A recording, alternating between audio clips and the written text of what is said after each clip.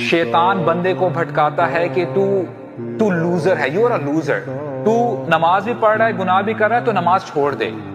اگر آپ نماز پڑھتے رہتے ہو، اور میں پھر کہہ رہا ہوں، میں ریکمینڈ نہیں کروں کہ آپ گناہ کریں، اگر گناہ چل رہے ہیں پھر بھی you don't have to miss your prayers. اور نماز کے بارے میں تو ہم ملٹیپل سیشنز کر سکتے ہیں، لیکن ایک حدیث میں آپ کے سامنے رکھتا ہوں کہ نماز کتنی بڑی بات ہے۔ اللہ کے نبی نے فرمایا جو نماز ہے یہ ریڈ لائن ہے، جو چیز فرق ڈالتی ہے اسلام میں اور کفر میں، ایمان میں اور کفر میں، وہ کیا ہے؟ وہ نماز ہے۔ جب یہ پردہ آپ ہٹا دو گے، نماز نہیں پڑھو گے، then there is no difference between a believer and a disbeliever، وہ بندہ پھر مومن نہیں رہتا۔ is that important؟ تو سب سے پہلا کام کیا کرنا ہے؟ بندے نے نمازیں پڑھنی ہے، نماز میں آپ نے استقامت دکھانی ہے۔